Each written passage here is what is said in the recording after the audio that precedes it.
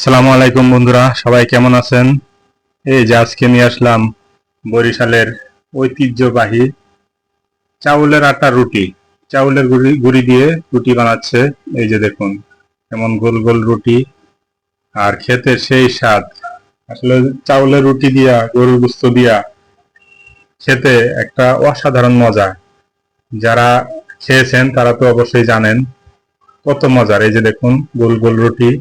এই যে মাঝে মাঝে আবার আটা দিয়া বেলতে হয়, গোল গোল করে কাটা হয়েছে, তারপরে যে বেলা হচ্ছে, বেলতেছে বেলতেছে।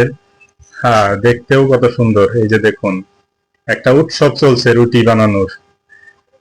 আজকে রুটির উৎসব। বরিশালে আমার শালীর শ্বশুর বাড়ি আবার বরিশাল, সেই কারণে বরিশালের রুটি আজকে খাবো। সারা বাংলাদেশে চলে তো, বরিশালেরা বরিশালেরা এটা আর কি, আত্মীয় মেহমান গেলে তাদেরকে রুটি দিয়ে আপ্যায়ন করে। তো রুটি আর গরুর গোশত আসলে সেই স্বাদ। এই যে দেখুন, কিভাবে ফুলে উঠছে। বাঁচতেও অনেক সুন্দর দেখাচ্ছে। এই যে দেখুন কিভাবে ফুলে উঠছে, আর খেতেও সেই স্বাদ। এই যে দেখুন, ভাজা হয়ে যাচ্ছে। কি ওয়াও, অসাধারণ! দেখতে অনেক সুন্দর লাগছে, ফুলকো ফুলকো রুটি, খেতে অনেক মজা। এই যে দেখুন, এগুলো ভাজা শেষ হয়ে গেছে। দেখুন, এই তো খাবার জন্য তৈরি হয়ে যাচ্ছে। এই তো